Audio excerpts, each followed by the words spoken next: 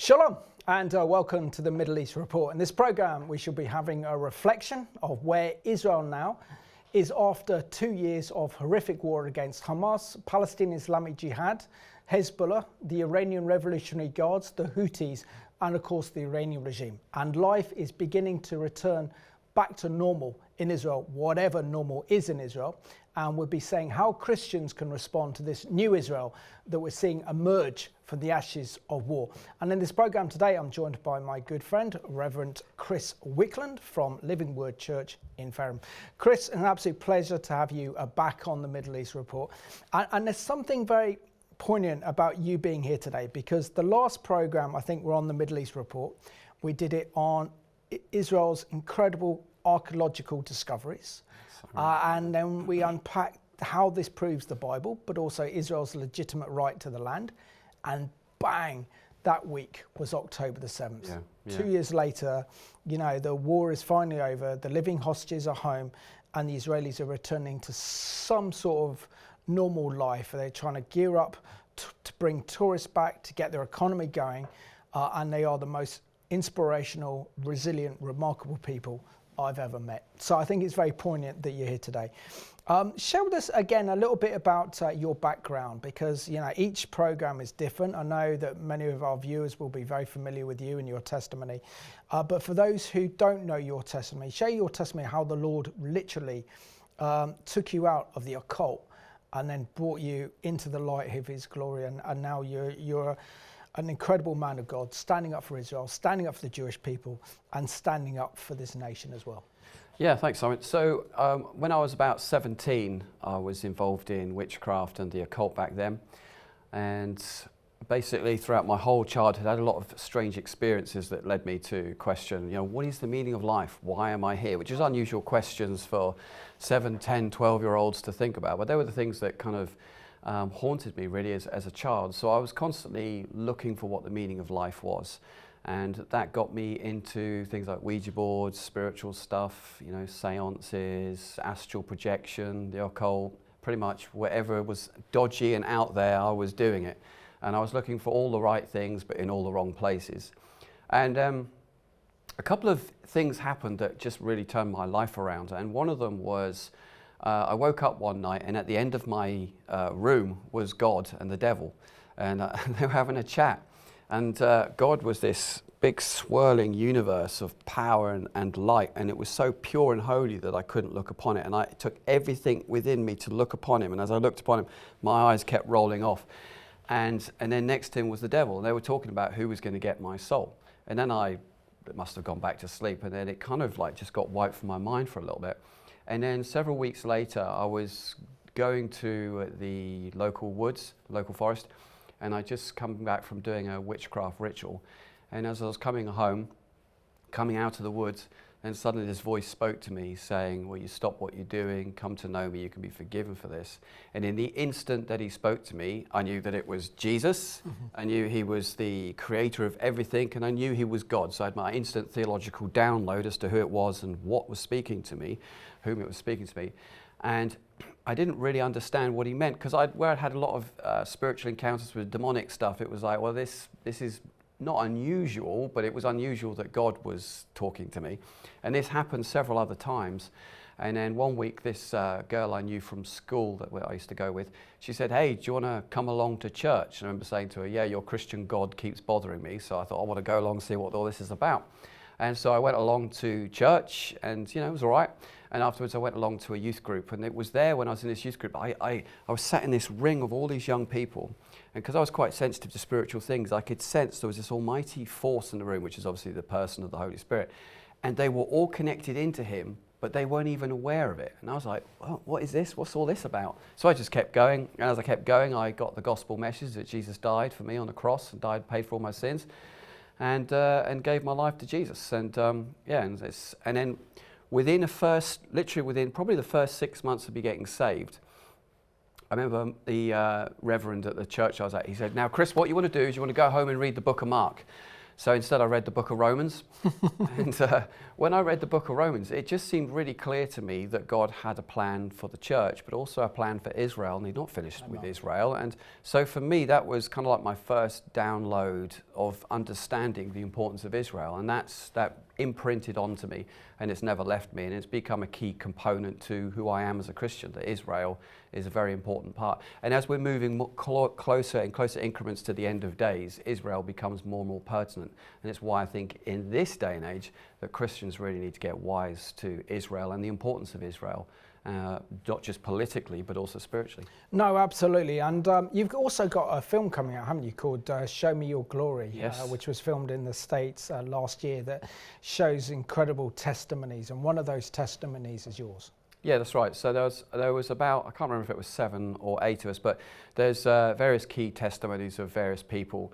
And it ends with a really poignant testimony of a couple where their son had died from cancer, and it's showing God both in the supernatural but also in the hard knocks of life as well. So it's a really powerful film, and that will be available for streaming in the UK in the next couple of weeks. It'll be on Amazon and all major streaming platforms, so you get to watch it. It's good. Amen. So shall we give our viewers a little bit of a taster of what they can good. expect? So this is a taster and a trailer called Show Me Your Glory, coming to streaming platforms near you.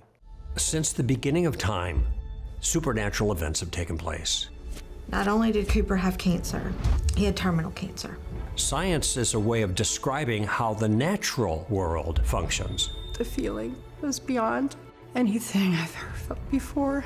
It doesn't say anything about the supernatural world. It opened my life to dark forces that ruined my mental health. We've got hundreds of millions of people claiming that they've seen miracles. And I suddenly break out in this like brilliant bright light.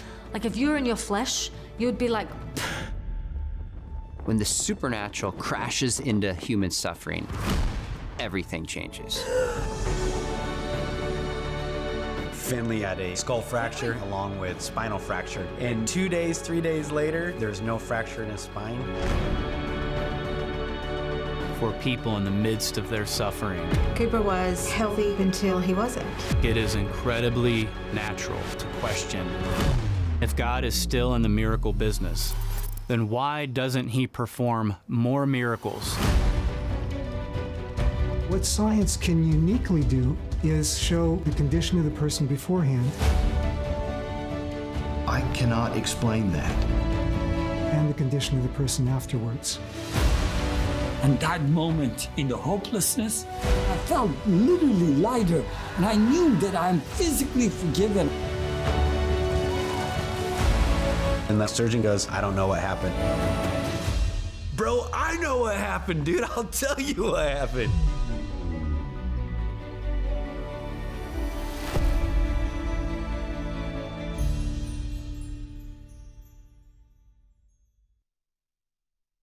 That looks like an excellent film and an excellent documentary to watch. You can watch that. That also features, of course, Chris himself. Chris, that looks great. Great production, high quality. You know, it seems like Hollywood could be knocking at your door anytime soon after that, but very cool. Well done. I mean, that must be very, very heartening for you to know that you can share your gospel and it can reach such, and your personal story of coming to faith can reach kind of millions of people. Yeah, I mean, it's you know, when all those things happen, if someone said to me, oh, you know, in about 30 years' time, that will become your story will become part of an international film. It's kind of cool. So I'm very pleased that happened and honoured that God chose my testimony out of hundreds of people with similar stories. So yeah, it was a cool experience. So yeah. Excellent. Share your journey as well with the Jewish people, because when my good friend and our good friend, Stephen Jaffe, says, you should have him on your program, you should have this person on your program, I always stand up and take notice, and particularly when Stephen kind of recommends someone, and he recommended you years ago to be my guest on the Middle East Report. But share with us how, as a pastor and how, as a church, you reach out to the Jewish people in a practical way, not just to have a theological understanding, where I think most Christians who have a love in Israel just leave it there, but there is a practical outworking of that. Share with us how that unfolds and unpacks in your life and the life of your church. Yeah, so it's been over various stages really. So From a theological point of view, I wrote a book called The Biblical Importance of Israel, and that's on university reading lists now. And that basically deals with the theology and gently dismantles replacement theology and then just takes you through all the covenants and things like that. So we did things from that point of view. We also did lots of Israel nights each year. We'd get Israeli diplomats in and various other speakers and politicians to talk about the importance of Israel. And they were great nights because they were really informative to people that were on the fence about the whole Israel thing. So they got to see things, you know, the narrative that Israel's an apartheid state, and then when you actually see what it's really like on the ground and you're seeing, you know, like generals and things in the army that are not Jewish in the Israeli army, it makes it quite clear that it's not an apartheid state. So we did things like that. We got lots of our guys, some of our guys, they go out to Israel. We do Israel nights where we teach about the importance of Israel. So we do all sorts of things. I get invited to go out to Israel every now and then, do various things, part of the Jerusalem prayer breakfast, you know, so meeting with leaders and business leaders around the world. So lots of different things really. And also from my sort of public platform in respect to YouTube and things like that, so I've got reasonable people that watch that. And again, just putting out content and just challenging the church that she really needs to understand the importance of Israel. And I think October the 7th was really quite a defining and very sad moment for me as a leader. It made me realize just how much of the church really wasn't interested and didn't want to get involved because it was deemed political, and somewhere along the line the church has decided that being political is wrong as a Christian. You know, even though Romans 13 says God institutes government, so how can you say that God institutes government but Christians shouldn't be involved in that which God has ordained, and we are to manifest the kingdom and the increase of his government is upon Christ's shoulders, and we're to manifest the government of God? Where else would you want to manifest the government of God but also in politics? But anyway, that's my little soapbox. No, it's a very important one, because this is also related to Israel, because we know in the Psalms it says that righteousness exalts a nation, but sin is a reproach. And so therefore, if Christians are not standing for Parliament, if they are not in our major political parties, if they are not our cabinet ministers and our prime ministers, then we guarantee that the enemy will be. And this is what we have with this current Labour government introducing unrighteous legislation after unrighteous legislation, which is creating a reproach, because this government is carrying out policies that can only be described as detrimental to the spiritual health and well-being of our nation. And particularly when it comes to Israel and touching the apple of God's eye, we're seeing that this government has decided to make Israel their number one enemy. Yeah. And so therefore, if Christians are not in those positions, they can't institute godly legislation. They can't then direct a nation's course on a better course, because they say, no, we shouldn't get our hands dirty and politics is not for us. But if we are not there in the heart of this, then we can't institute policies that protect our country. And what about Christians who don't have the luxury that we have to actually vote, living in Islamic third world countries where they are third world, where they are considered third class citizens? They can't vote, they can't influence their government. And in a sense, they are politically, socially and spiritually marginalised. We're not in this country, so isn't it important that we take up that platform and also recognise that God loves the church, he loves the individual, he loves families, but he also loves nations. And how does God interact with nations? Through politics. Yeah, that's right. And also, you know, we're in days now where to stand up for truth is almost toxic. And so the left are very clever. What they do is they weaponize words to shame you to back off. So a new buzzword in town now is Christian nationalism. They make it out to be a swear word, and I am a Christian nationalist in the sense of I'm a Christian, I live in a nation, and I have a heart, God's heart for the nation, and I want to see God's rule put into politics, into media, into education. You know, why wouldn't I? Because that is basically what this nation has been founded on. And so when Christians don't get involved in the political arena, you're creating a power vacuum. Absolutely. And invariably, someone with opinions that you might not like are going to put in their opinions. And if Christians aren't being a voice and aren't in that place, then all kinds of trouble can break down. And we're also seeing the breakdown of our culture. And a lot of people on the street here in the UK, you know, especially with what happened since October the 7th with all the Palestinian marches, people are going, what is going on in our nation? And people are beginning to realize that this nation is essentially based on Judeo-Christian values. And they're realizing that it's fast going, and they're seeing an alternative to that, which is either communism with, if I'm allowed to say, the rise of Islam in our nation. That's your future, unless you turn the clock back and come back to a Judeo-Christianity and bring Christian back into politics. Because the thing is, of us as a nation, for 1700 years, Christianity and politics have always been going hand in hand. When we first arrived on the shores of Britain, we went to the kings. We didn't go to the peasants. We went to the kings first, got them on side, and when we got them on side, they produced politics and things to enable Christians to go out and bring the message to everybody else. And so that's how it's always been. So what I'm saying is that Christians need to get over the fact that you will be labelled a Christian nationalist if you want to stand up for the political side of Christianity. And because of what's going on in Israel, is somehow what happened on October the 7th spilled out into the rest of the world. And it just showed the pollution and the filth and the deprivation in people's hearts, and the anti-Semitism and the hatred towards the people of Israel. And if we're not careful, what we've seen spill out on our streets will be the sluice that will fill all of our nation, unless we say enough's enough and we have to stop, and we have to stand with Israel, support Israel, understand spiritually, politically what's going on right now, and be an answer and a voice to that. No, absolutely. And my thoughts on October the 7th over 2 years ago was like it was like a principality was released on Israel, a destructive principality of destruction and death upon the Israeli people, but with it became the pandemic of Jew hatred around the world. And we haven't seen anything like this since the rise of the Nazis in Germany in the early 1930s with Hitler.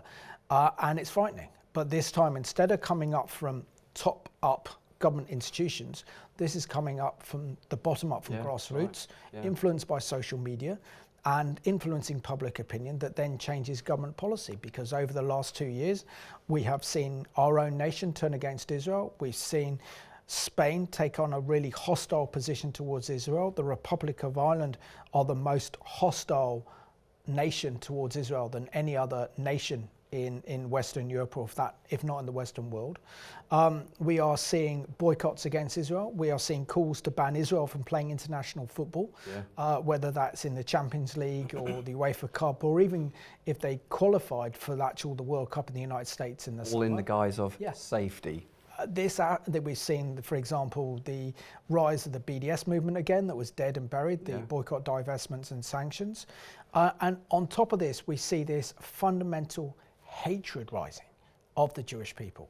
And the Jewish people in this country and around the world are fearful. They are scared, or they want to be comforted. So share with us your thoughts on this spiritual situation that we find ourselves here in the UK and around the world, where Israel is demonized, isolated, and sadly this government has turned its back on its one true ally in the Middle East, which is the nation of Israel. So we've got several things going on here. Firstly, on the natural side of things, what we're seeing is really the lancing of the boil that's come about through our institutions, our political institutions, our educational institutions, universities, colleges, and actually what the nonsense that's being taught in our universities, this hard left, I'd call it extremism actually, hard left extremism. So we've got all these radicalized young people that believe that Israel is a threat to the Middle East, and they just can't see past their own ideology and their indoctrination as to actually what's really going on. But also, interestingly, we're also coming into, from a prophetic point of view, I mean, bearing in mind that this chapter here in Zechariah is talking about the very end of days.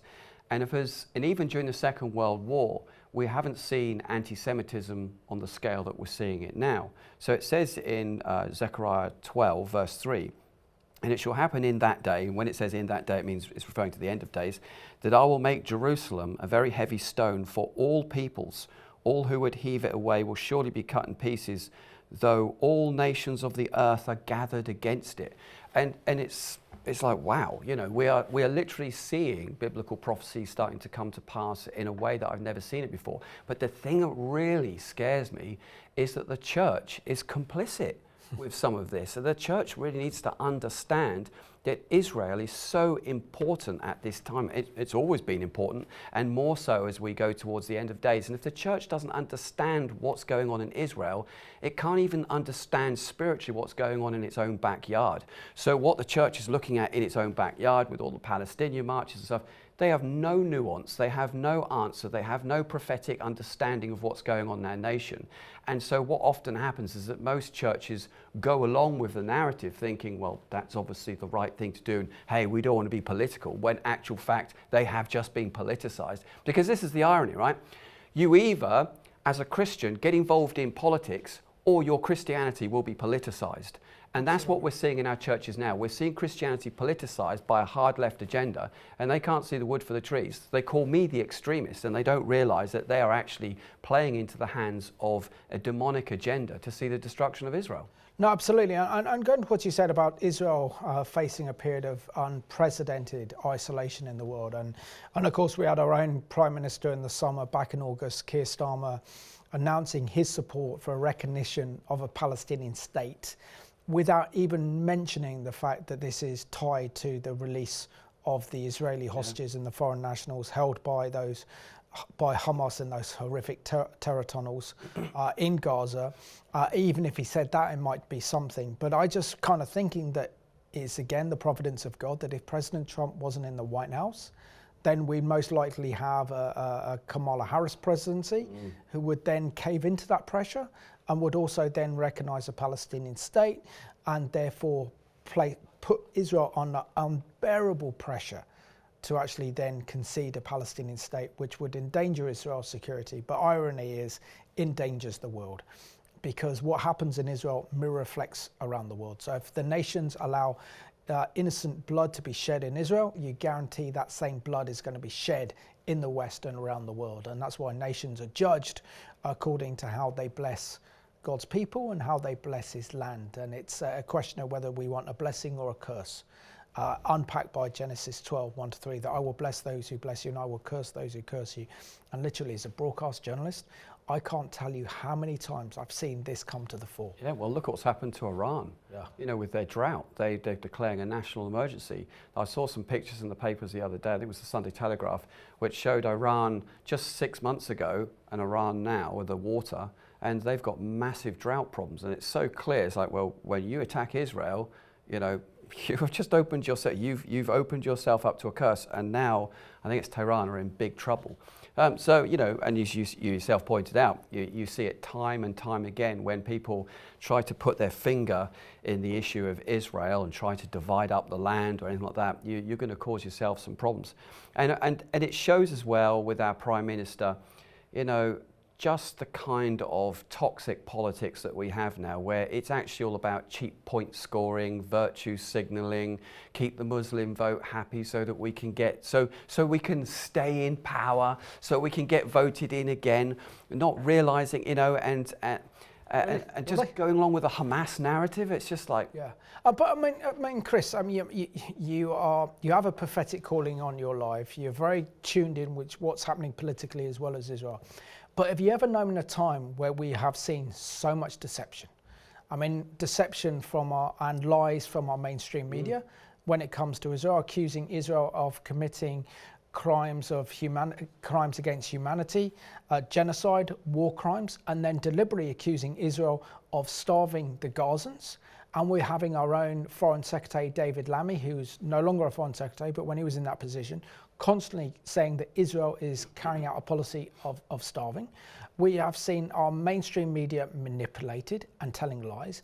Have you ever known a period where deception and lies and misinformation is so rife, coming from institutions that we should trust, like our government and like so much of our mainstream TV news channels? Yeah, no, I think we're living in days that are truly horrific, but everyone is so desensitized to it. You know, what we're seeing in the BBC. So I used to do a program called UK in Focus with another TV station, and one of the shows that I did was with an agency called Camera. Oh, I know Camera very well, yeah. And so we talked about the BBC Arabic service that's actually done here in Britain. Because most people can't speak Arabic, they don't know what's been going out. But these guys have been listening in, and the language and the rhetoric that's coming from the BBC regarding Israel is just awful, and how they've been getting away with it. And now we're seeing, again, it's a political stunt. So when they edited Trump's speech, that's I mean, 4 people died at the Capitol Hill riots. And so when you're getting a guy who's now the leader of the free world, in a sense President Trump, you're taking that speech and you're doctoring it to make him say something that he literally didn't say. This isn't just propaganda. This is manipulation on a massive scale. And he could have been impeached for that. Exactly. And again, and this is another thing from the Christian side of things. I'm telling Christians all the time, stop watching the BBC. But no, out comes BBC 6 o'clock. It's a trusted news station. It's like, it's not a trusted news station. It's had its reputation blown to tatters. But the thing is, once this goes through, because obviously Trump's pursuing now the suing of them, it will come out just how toxic and how dark and how deep this rabbit hole goes. And quite frankly, as I said on another show, it's time that we drain the swamp of all this leftist narrative, propaganda, lies. Because I think people will be truly shocked if they realise just how much they've been lied to, and especially about what went on the October the 7th war. I mean, you saw yourself, once October the 7th happened, within 2 weeks, it had gone from, oh, Israel's been attacked, to, well, allegedly these things happened. Then a couple of weeks later, it's genocide. It was like, we saw in a Holocaust denial in real time over a couple of weeks. I've never seen anything like it. I had to deal with that personally, but let's talk about this after we come back from this excellent report from CBN, talking about the BBC. This one is called Israeli Officials Calls BBC Documentary Ties to Hamas Criminal as Charges of Bias Build. And this is just a classic example of media manipulation by our British broadcaster, the BBC. The BBC made headlines when it had to pull the controversial documentary Gaza, How to Survive a War Zone, from streaming platforms. The film follows the lives of 4 young people in Gaza following October 7th. The decision came after investigative journalist David Collier revealed the film's central figure, a 13-year-old boy, is not just any Palestinian child. The narrator, the young boy that the BBC had used for the documentary, the star of their show, was actually the son of a senior Hamas minister, a terrorist, part of a terrorist group. The BBC maintains its production company made payments to the boy's family. Still, Israel's Deputy Foreign Minister Sharen Haskell notes it's a move that could potentially violate UK anti-terror laws. The BBC actually paid £400,000 to pay for Hamas propaganda, where their crew actually followed 3 children with deep ties to Hamas. Although the BBC has apologized about serious flaws in the documentary, Haskell still wants a full criminal investigation by British authorities. Who did they pay? Did they pay the children, or did they pay the parents? The parents are Hamas members, okay, officially. And so that means that the BBC paid money to Hamas. This is a criminal offense, as Hamas is prescribed as a terrorist organization at the UK. The media watchdog Camera reports that BBC Arabic had to make 80 corrections in its coverage of the first 5 months of the Israel-Hamas war, including citing Hamas terrorists as the resistance. The BBC said, oh, that was a mistake. 80 times is not a mistake. It's on purpose. So, this is a problem we challenge in the international media.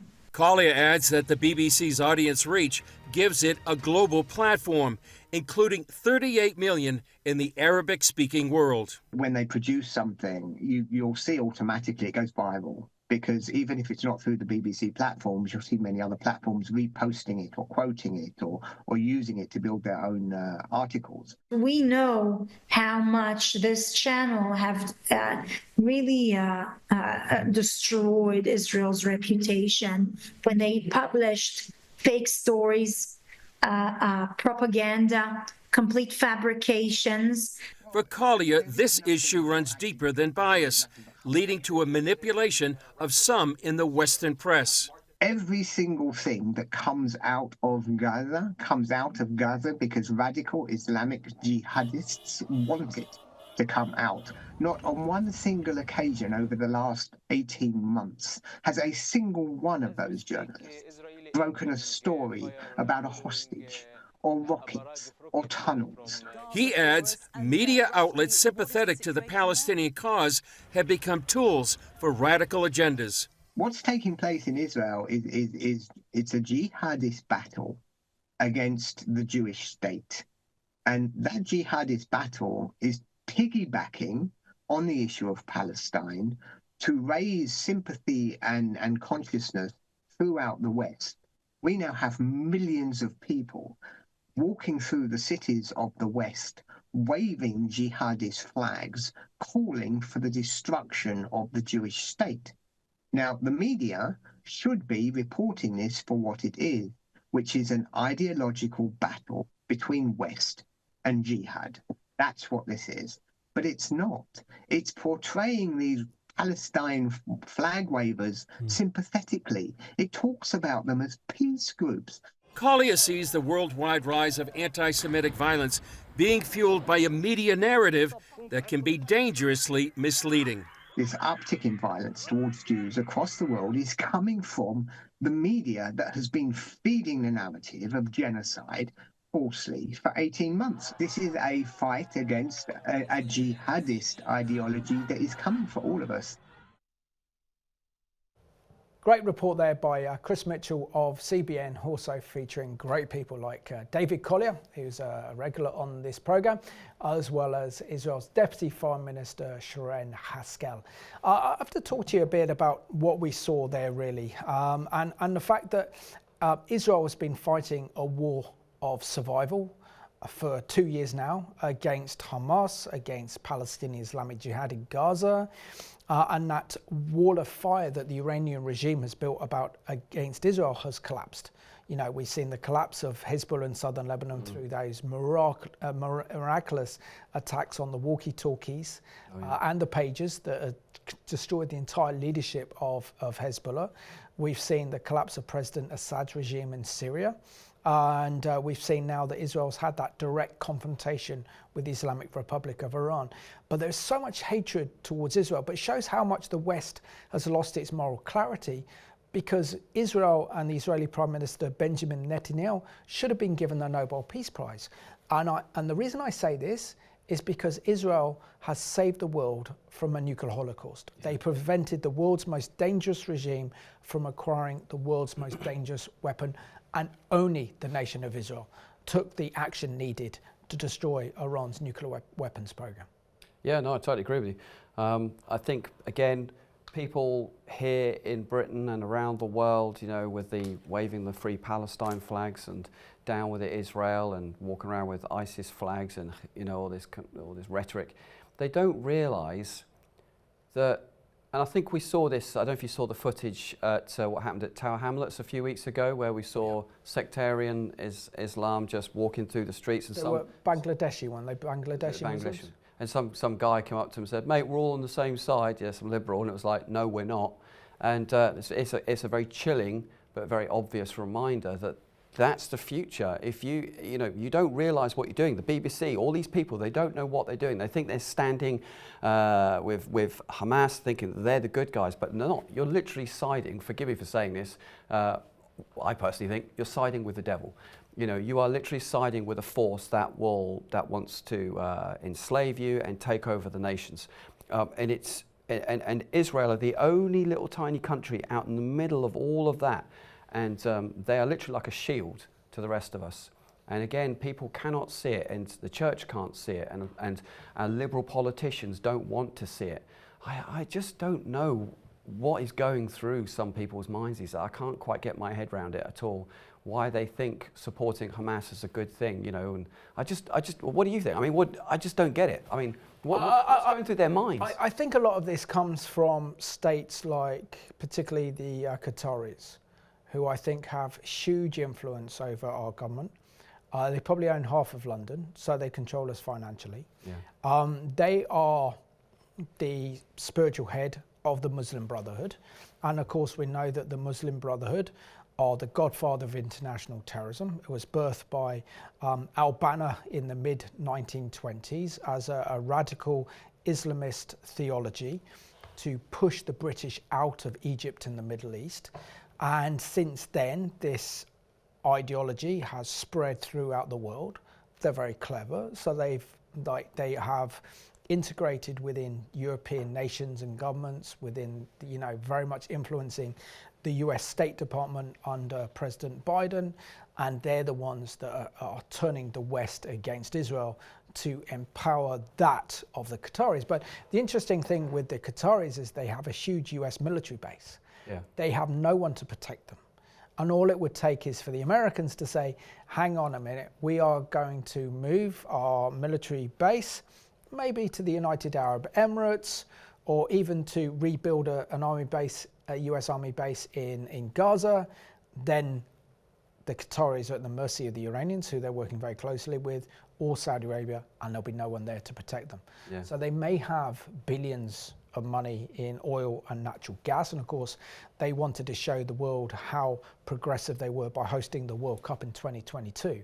But they're the ones aligning themselves with Turkey, who are doing everything they can at the moment to protect Hamas from Gaza, because Hamas is the Muslim Brotherhood. Yeah, in another form. The Muslim Brotherhood is Hamas. Yeah. So it's this radical, genocidal ideology that wants to destroy Israel and overthrow the West. Until we wake up and realise the danger posed by the Qataris and by President Erdogan of Turkey and that ideology, and particularly represented by the new president of Syria, al-Shams, then we're in for a rude awakening, because they've fully infiltrated our media, they've infiltrated our political system, and this is what we have to be wary of now. And that then hijacks our media. Yep. They then hijack our politicians. Our education system by investing money into it. Exactly, and they've got that money to do it. And they've literally spent millions and millions, hundreds of millions, trying to change American youth and American education system against Israel and against the West. So literally the West is playing with fire and is playing a game of kind of Russian roulette in terms of committing national suicide. So either as a nation and as a people, we stand with the only democracy in the Middle East, the only beacon of light in the Middle East, which is Israel, or we stand with the Islamists. There is no middle ground. Oh, that's right. And that's what I think the church can play a major role by praying and interceding in all of this, so that Satan's demonic purposes can't come about. Yeah, I mean, what I find interesting as well, because as the church doesn't want to deal with these issues primarily, what I'm seeing with a lot of in this silent revival that's been spoken about, we're seeing signs of that in our own church, with a lot of people that have come to faith and people getting baptized. But what's interesting is they're already hardwired with the Israel side. They get it. So interesting, this is coming from the ground up, not top down. So this new breed of Christian, they're patriotic, they've got a real heart for their nation, they get what's going on in the world, they understand the whole complexity around Israel, they understand that Israel's important, they love Israel, they support Israel, not all of them, but a lot of them do. And so I'm actually seeing, ironically, that the tide is slowly turning. So you've got all these people pumping all this money into indoctrinate our kids and indoctrinate our youth to, Israelis bad, Israel's bad. But I'm actually seeing God moving on the streets. And actually, these people are already hardwired. They get the whole Israel thing, which I think is encouraging, because there's a lot of Christians that have been Christians for a very long time, and they still don't get it, the whole Israel thing. Whereas these guys, street people, coming to faith, they get it. So in one sense, if this revival really picks up and builds the momentum that I'm hoping it will do over the next 10 years, I think that... well, I feel sorry for all that money it's being pumped into our education and political and media system to try to bring out propaganda to support Hamas, because God's on the move, and I think the tide will change eventually. But we've got to see this from a generational point of view. This is not like it's going to happen next year. This is a 10-year sort of thing that we got to see here. So I see a lot of bad, but I also see some hope in all of this as well. But aren't we also seeing, going back to the equation of the BBC, we're seeing a giant in our land and around the world come crashing down. Yeah. you know, potentially. So we've seen that the Tim Davie, the director of the BBC's had to resign, the head of news and productions had to resign, and now with kind of a looming lawsuit that President Trump wants to sue against the BBC, we could be talking in any region of $1 billion to $5 billion, and the impact that would have on the BBC is absolutely massive. It is. And so that would change the entire media landscape in Britain. But what it will do is, when they see a giant like the BBC get the biggest caning it's ever had since its existence, it will make other news stations like CNN and even Sky News and various other organisations to be very careful about how they report things in future, that maybe they should just stick to the facts rather than propaganda. Because, you know, this is what we're seeing, and it's about time that this stuff happens. But I think also, as we're draining the swamp from the BBC, you're beginning to see now, even in our politics, in the House of Parliament, so the leader of what's the yellow party called? Liberal Democrats. Yeah. So you got the main leader for them. It's like, oh, you know, we must keep the BBC. It's a great noble institution, and it's Trump and those right wingers that are trying to bring it down. It's like, they can't seem to see. It's like, no, the reason why Trump is doing what he's doing is because of misinformation, propaganda, and outright lies. That's why he's attacking the BBC. And they can't see it. And so I think as the BBC goes down the pan, a lot of these guys will go with it. No, absolutely, absolutely. But also, I think you know, that Israel's very different now. I mean, I had the pleasure a few weeks ago of attending the Christian Media Summit that was sponsored by the Israeli government national press, the NGO, the government press office, together with the Israeli Foreign Ministry. And last time I went was in January, February 24. That was dark then. Yeah. That was a dark time. You're literally 3 months after October the 7th. As soon as you land at Ben Gurion Airport, you see the faces of all the hostages before you even get to passport control. You're in Israel and those faces are everywhere. They are haunting. So instead of commercial billboards, you have the faces of the hostages. Yeah. The nation is depressed. It's at war with Hamas. It's fearful about what's happening in the north with Hezbollah. Literally over 200,000 Israelis have been forced out of their homes and their communities from the south and then the north.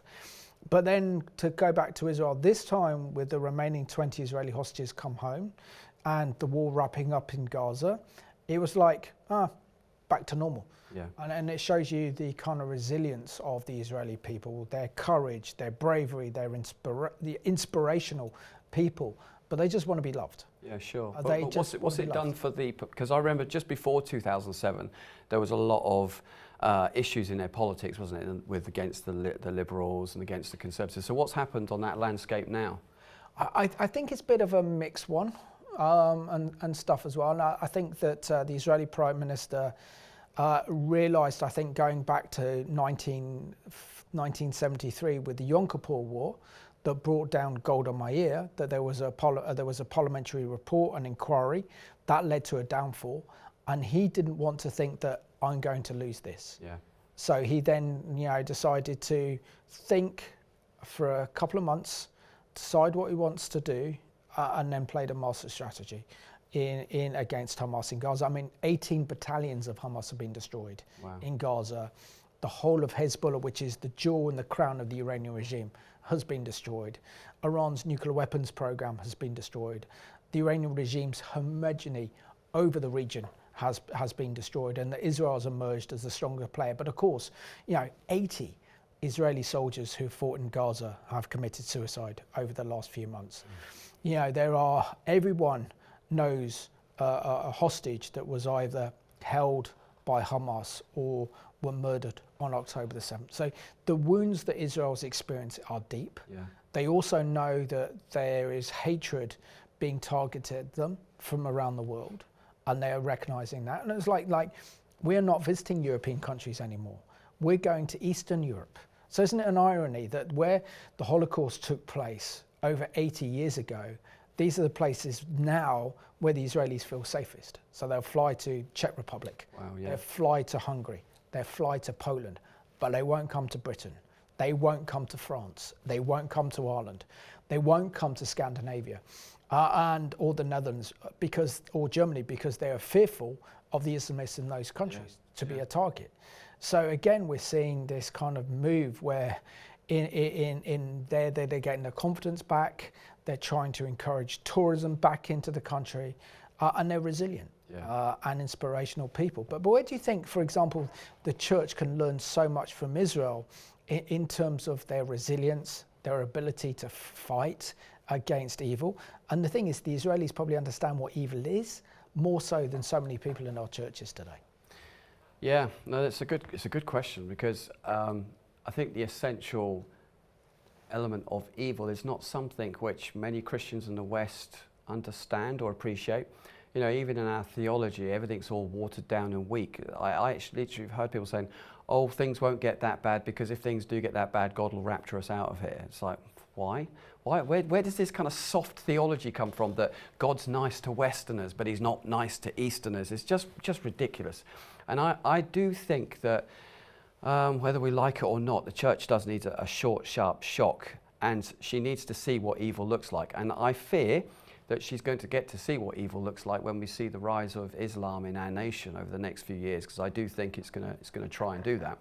I don't think it will be long-lived, but then maybe, just maybe, she will see what Israel has to put up with, and maybe, just maybe, she'll then appreciate what Israel actually does for us.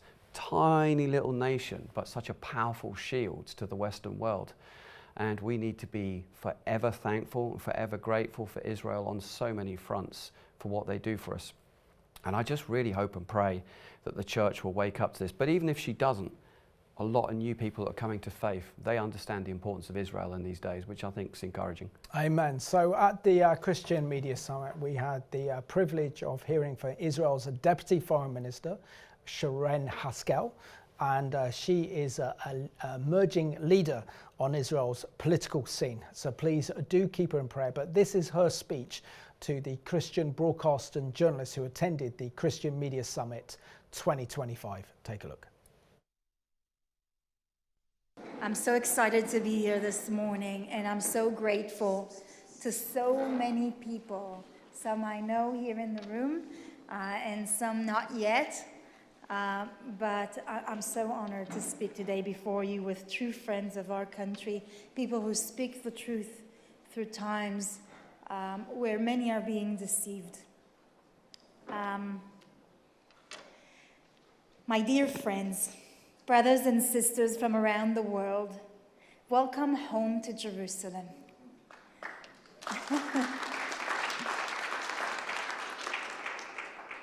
You have come not just to visit this place, but to stand in the heart of a miracle, the miracle of Israel's rebirth. And before I say another word, let me begin with this simple truth. We are not outsiders. We did not come from elsewhere. We are the original sons and daughters of the land of Israel. The same land where our prophets spoke, where our kings ruled, and where our ancestors prayed thousands of years ago. After 2,000 years of exile, of persecution, of slavery, of genocide, the Jewish people came home. We revive our ancient language, we rebuild our ancient cities, and we restored our sovereignty on the soil where our nation was born. That is not colonialism. That is indigenous revival, the restoration of a people to their homeland. And yet, across the world, today, we see voices rising that deny this simple truth. In the streets of Western capitals, demonstrators chant that Israel is an occupying force. They call us colonizers in our own land. But if you dig anywhere in Jerusalem, in the hills of Judea or the plains of the Galilee, you will find the truth written in stones. You will find ancient Hebrew scripture. You will find synagogues from thousands of years ago. You will find coins bearing the names of our kings, David, Chizkiah, Yehuda. Archaeology tell our story. Science tell our story. History confirms it, and faith, your faith and our faith, bear witness to it. Israel is the only case in human history where an indigenous people exiled for centuries returned home, rebuilt their land, revived their ancient tongue, and renewed their covenant of life and freedom. To call Israel a colonial project is to deny science, history, and the Bible itself.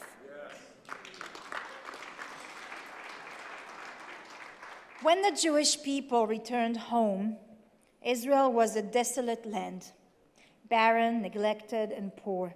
We found malaria-ridden swamps, arid desert, and rocky hillsides. We had no oil, no gold, no natural resources like many of our neighbors. What we had was our faith, our hands, and our determination.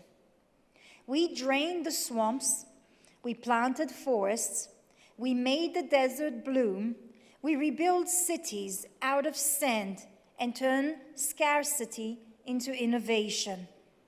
Today, Israel leads the world in water technology, renewable energy, and agriculture. We turned adversity into ingenuity and proved that the spirit of a free and indigenous people cannot be crushed. So please do keep Sharen Haskell in your prayers. She's a remarkable woman who speaks with incredible moral clarity. She understands Israel's situation very well. She's very articulate, she's very young, she's ambitious. But I do believe that God's hand is upon her life and we can see big things from her. I like Sharen Haskell because she just gives so much moral clarity. She loves Christians. She loves a Christian audience. And I could possibly see here we got a future Israeli prime minister in the making. But when we talk about Israel, and maybe a lot of the church missed this, that Israel is a modern miracle. Absolutely. When we look at Israel, I mean, for example, Israel was nothing but desert. It was a land infected with malaria. It was controlled by the Ottoman Turks for 400 years. Hebrew as a language was a dead language for over 2,000 years until Ben Yehuda, God placed it in his heart to revive that ancient language because everyone spoke Yiddish or they spoke different languages, but he brought that Hebrew language alive. And then we have the fulfillment of Aliyah, the bringing the Jewish people from the four corners of the earth back into the land of Israel. And as part of the tour, we went up to Judea and Samaria, pretty much in Samaria. It's known in Israel as the Shomron. And we were on the hills of Judea. And we were given wine to taste, and I bought a bottle of wine from there. And to think that those vineyards and that wine has only been fulfilled since the 1980s, where it talks about in Ezekiel 37 about the prophecy of dry bones, that life will come to Israel in the hills of Judea. And you're thinking, well, this wine that I'm drinking now is a direct impact of those prophecies made by Ezekiel, Jeremiah, Isaiah, thousands of years ago, but in our lifetime it's come true. Surely this is where Israel gets exciting. For anyone who loves the word of God and loves to see what God is doing, it is literally shown in the nation of Israel through the fulfillment of biblical prophecy. And surely that should excite us about what God is doing in the nation of Israel. Yeah, absolutely. I think it's stunning. I went to Israel 3 years ago, and I went to the Yad Vashem Holocaust Museum for the first time, and it became really poignant at the very end. The way that it's actually designed, and it points you in a certain direction. So you go through, you see all the terrible things that happened in the Second World War, and potentially millions of Jews that were slaughtered.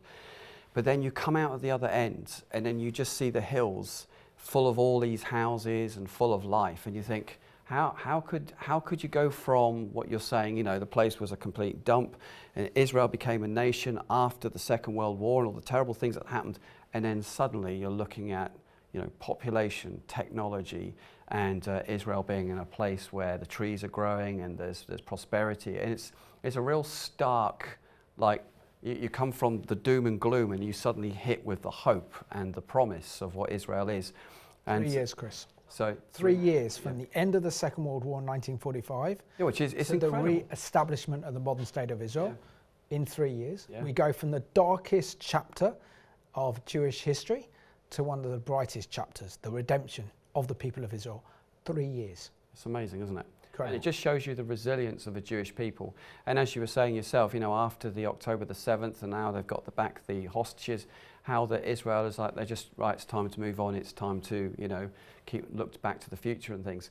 And Israel as a nation are doing very well. They, you know, when you're looking at how many children they're having per capita, you know, here we have 1.6 there, they're having 3 children per couple, which basically means they have a very optimistic look at the future, and they see their nation as important. So they want to raise children. They want to have lots of children because they want to make sure that that nation stays Israeli for the plans and purposes of God. I think it's exciting. I think we could actually learn a lot from the Jews, if I'm honest with you. Amen. And put it into our own lives, you know.